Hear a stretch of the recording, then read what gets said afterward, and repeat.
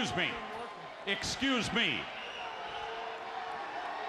What in the world are you thinking? Mean Gene, the first thing you need to do is to tell these people to shut up if you want to hear what I gotta say. So here we are, ladies and gentlemen, the infamous footage from All In. I am KNB the Sexy Ninja, and welcome to a New World podcast, brother. And we're talking about Dynamite, April 10th, 2024. Taz, Excalibur, Tony on commentary. We start the show off with Joe. We're going to have Joe and Dustin? No, Swerve Attacks. But we do have our first match of the night, and that's Adam Copeland versus Penta. Fun match to set the night. You know, it was like, hey, we're having fun here. Let's have some fun. This is why I come to AEW, because sometimes I can just shut my brain off and watch some good pro wrestling. You know, and sometimes they'll hit the nail when they get a really great storyline going and stuff like that. So that's why I'm here for AEW. But I can also bat for the other team as well. But I'm just a pro wrestling fan at the end. That's all it is, man. I love both, and like I just felt like this show at a certain point, it's like, no, now you got to make a choice. Who do you choose? Who do you believe? Huh? And while we overshadow these other things going on, you know, with Adam Copeland, then the lights go out after his win, and here comes Brody, here comes Julia, here comes Willow Nightingale. You know, Willow's getting her spot with Edge, you know, and they're going to have a mixed tag team next week. So, you know, and I was like, oh yeah, come on, Willow, beat Julia's ass. Then we go backstage with Lionhook and Shibata and the merch of the Lionhook. I was like, no, I don't want that. Oh, Renee's with Eddie Kingston, Mark Briscoe. Let's get to that instead. And here comes Adam. He's like, "Hey, you know, I love you guys. We're gonna kick ass at Dynasty, April 21st." And Stokely's back there. Like what Stokely's like, "Hey, I want to tell Eddie I'm really sorry for calling you. Telling him you smell like Burger King and a pack of Newports." I thought that was a great line, man. And I just love Stokely. And after this, now we get to the footage, the big reveal from the Young Bucks, the EVPs, and I saw camera footage from the show itself, and people just chanting CM Punk, CM Punk. Not good for your company if you're just going to use this man to get ratings. And this is what this was. This was a way to hook us to get catfished so we could tune into your TV program. And this is just where the show just put a really bad taste in my mouth, because I'm like, why? Even Tony fucking Schiavone, like when they cut to him after this, he's putting his head down in disgust. Like this was unnecessary, beyond unnecessary.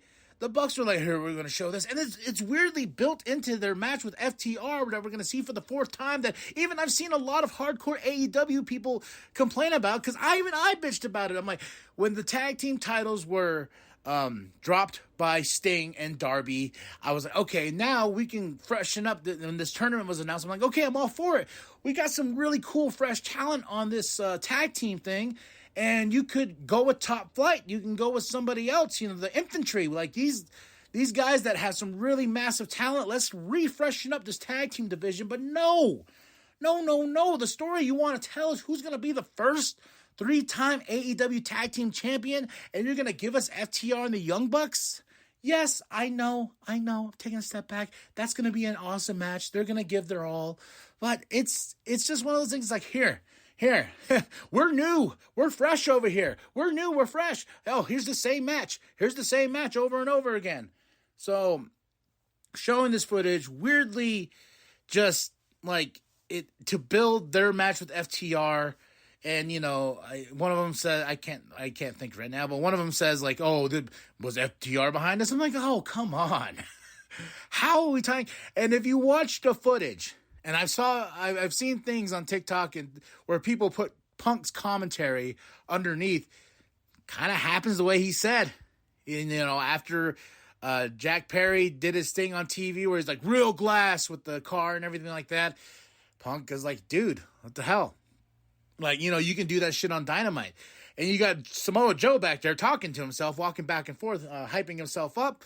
And it's like verbatim of Punk's story of like, okay, yeah, he got heated. Boom, he choked out Jack. And Samoa Joe just picks up Jack and brings him on over.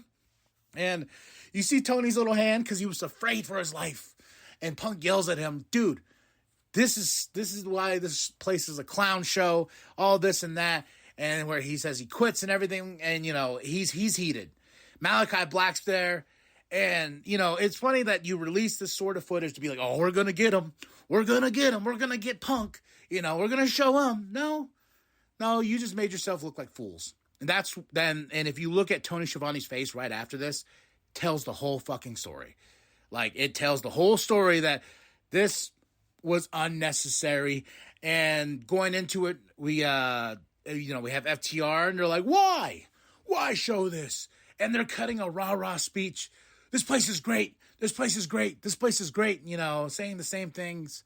And just so they can build their match with the Young Bucks. And they're like, hey, if you don't like it here, take your ball and go home. I'm like, man, they created this place. But you know, the FTR promo. And they're like, why? And we're all asking why. Then we go to Renee. I feel bad for Renee as well with Will Ospreay. I love Will Ospreay. I know Triple H made some comments WrestleMania weekend, Pat McAfee show. He says, hey, indie talents that I was after, you know, they chose a different place because of the schedule. WWE is a grind, you know, and everyone is putting in the grind at WWE. And understandable, Will wants to be with his family. You know, he's going to be here in America. He's gone back and forth over the pond a bunch of times. He's put in his work. And I think the comments Triple H made was like, dude, this is a different grind. And you're picking that because it's an easier, light schedule. And I don't want people that are not going to go to the grind. I understood what Triple H was saying. But here's another moment for Tony Khan to tell Will, I want you to take a jab. Not only take a jab, but tell Renee, I asked Tony for this moment of time. He says, I have 5 minutes because TV time's expensive. Taking a quote from what Punk said. And I was just like, oh my God. And he goes on and he takes a shot at Triple H. Exactly like, you know, and I don't feel like Triple H even said Will's name. I went through that footage too. I was like, he didn't say his name, but no, he has to say, I did my grind and this is compared to somebody that fucked the boss's daughter, basically. And I was like, oh God, dude, like, this is like in the first hour of the show, and I'm already like, I don't want to watch the rest of the show now. This is just going to be a WWE bash show. I want to see the matches. That's why I come to AEW, because I want to have some fun.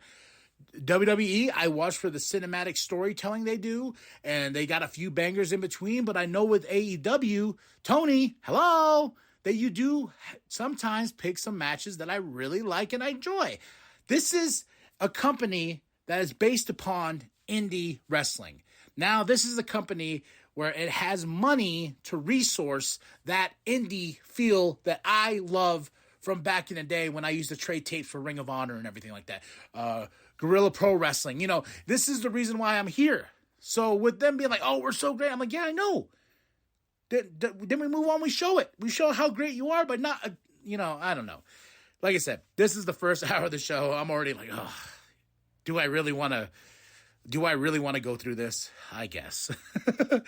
Julia Hart promo. And tell me what you think real quick. Just drop those comments below. What do you think of this whole mess? Should the footage have been shown? I don't think so. All the hardcore AEW people, I understand that we want to hold on to AEW. We want AEW to stay around because it means more jobs, opportunities, for other wrestlers in the industry, wrestling across the world. I want AEW to live, but this is not the way you do business. This is not the way you do it. So I drop those comments below. Julia Hart promo against Willow. She wants to expose Willow Nightingale and show that she's more than she thinks she is, under the rainbows and everything like that. So hyping me up, got me out of my emotions with what happened in this first hour. I was like, all right, Julia, thank you. I love you. The spooky one. And we go into Hook, Shibata, Jericho versus Shane Taylor Promotions. Jericho and Hook get in an argument. This causes them to lose the match. Shibata got pinned. Shane Taylor Promotions wins. I was like, this was short-lived, but Hook's telling Jericho, get out of here. And it was funny as my wife's laughing at me because I'm sitting here. I'm like, yeah, get out of here, Jericho. Go, get. Get with the broomstick. Get out of here. Hook doesn't need you. Then we have Renee with Dustin. Cuts a little bit of a promo. He had a really passionate promo last week. It's a big match for him. Eliminator match to show everybody that he can do it. So, yeah. And this was why I came to this show, because I was like, man, I really want to see Dustin and Samoa Joe. This is the match I want to see. Then when you have things overshadow that sort of thing, it's just like, you understand what I mean? Like, there were some great matches on this card. Like, I was going to say, oh, cool, I'm going to see Okada. Hell yeah. Even if it's a squash gang match, that's what it was next, and Okada got the win. I was like, Okada is here in the States. He's on a big TV program like AEW, and it's just kind of overshadowed by what you did in that first hour. And just on top of it, he cuts a promo after, calls out Pac, and says, hey, I will face you at Dynasty. And I'm like, oh, hell yeah. Pac comes out, and Young Bucks attack, and here comes FTR. But in all that, you have the crowd chanting CM Punk. You have the crowd chanting CM Punk, taking away from this story you are trying to tell with you, the Young Bucks, and FTR. This passion and emotion kind of all thrown out the window. And you overshadow Okada and Pac, like their story, with this dumb bullshit. It's... Yeah. All right. Happy place. Here's my happy place. Bang Bang Gang. Cutting a promo. They had the big thing at Supercard of Honor in the Open Challenge. They're still feuding with the Acclaimed. And Jay White wants to pick a fight. And he says he's going to pick one on Rampage. So, guns up. Happy place. Renee's with Thunder Rosa. And then Tony Storm. This was a toast. But Tony Storm attacks Thunder Rosa. Wipes up all her makeup. And here comes Purrazzo. I was like, where the fuck have you been? And she has beef now with Thunder Rosa. Rightfully so. Thunder Rosa just kind of stepped in front of her. I know Purrazzo, she lost. She lost to Tony. But there's still some storytelling there. And Thunder Rosa just kind of like, I'm in. But after this, Purrazzo goes backstage. Tony's still on the stage. And Mariah May versus Anna Jay's next. I'm like, yay, Anna Jay, Mariah May. Tony's offering Mariah a drink. And she's like, no, I gotta go wrestle. And so, and I understand that I love pro wrestling. It's like I'm knee deep in this shit. But there's some times where there's just some things that I just don't pay attention to, and like Mina, I think she's cool. I looked her up a little bit because I don't really fully know her and Mariah May's like background as friends and stardom and stuff like that. So Anna Jay attacks Mariah May. Here comes Mina. And at first I'm like, who? And I did a quick Google and I was like, oh, okay. So there's some tie here. All right. But once again, I feel like a moment of the hardcore, like watch anything and everything pro wrestling under the sun. And this debut kind of gets overshadowed too. That crowd was like, oh. And Mina kisses Mariah, and then everyone's like, oh, and Tony's like, that's what we like to see here, folks. And I'm like, okay. I don't know what we're doing here, but okay. Mercedes Moné interview backstage. She is like, I'm a game changer, this and that. Who is she going to face, Julia or Willow? And lights out. I was just like, oh my God, like how many times can we do the lights out gimmick? She gets attacked. It's like, who attacked her? And it's funny is I always forget his name. The person that interviewed, he's so plain and like, she needs help, folks. She needs help back here. He's so, I laugh so hard because I'm like, you're just a plain Jane, man. Just like, yeah. All right. main event time, baby. Samoa Joe versus Dustin Rhodes. Awesome match. Dustin got busted open. You know, and at this point in the show, I'm trying to just have fun because that's what pro wrestling is to me. It's fun. It's a place I can go to and escape and everything like that. And I tried really hard with the match, and this match was good. And Samoa Joe got the win by cheating, of course, hit Dustin with the belt. Here comes Swerve, and I'm like, this should not be overshadowed by anything. By anything. So, you know, I'm like, I want Swerve Strickland as a champion. I really do. We need to move past this bullshit. We need to get back on track to where we're going, you know, and we need to go build Swerve up because Swerve can be the biggest star you have in AEW along with others. And my wife said a thing too. She's like, what does Bryan Danielson think of all this? Where is he in the locker room? Why is he talking to Tony, bringing Tony down? Being like, hey man, no, we shouldn't do this. We shouldn't focus on that. I'm like, well, I think Bryan is just here to do his matches. And this is his final year. So this is his retirement plan. Tony paid him a oodle boodles of money. So he's just like, you know what? I'll keep the money. I'll do what I want to do, and that's wrestle. And I'm going to have the best wrestling matches that people can look back on because and that's another thing. Will Ospreay, Bryan Danielson, I want to see that match. But now we're in a moment where we're like overshadowing everything because we have to address this bullshit. You have to have your talent go out there and be like, we're in AEW, we're so fucking happy, yay, you know. But it's just like, you could have just done the professional thing, stepped away. And it's funny, is like they're not mentioning you on like actual WWE television. Like I saw one guy get pissed off with Punk when he mentioned the whole tattoo thing about the attendance and whatnot, and they're like, "Oh, look, Punk can't." I was like, "Yeah, Punk is an asshole. Like he's gonna take a jab at something, and because he knows like, hey, they're taking jabs at me. Why not take a jab at them?" But it was like on an ESPN thing, and Triple H, his statements were on Pat McAfee's show, like not WWE program, you know. So, and they're not taking shots on the main shows. They're just doing their thing. You know, and they do these interviews with podcasters that are going to ask these sort of questions. So, and then, you know, it's all just so frustrating. Overall, I give this Dynamite 2.5. That first hour, well, besides the Adam Copeland and Penta, I thought that was a cool match. But once again, it's overshadowed by all this bullshit. And then we go into the second half, which was a little bit better. I got my moments here and there, and yeah. So 2.5 out of 5.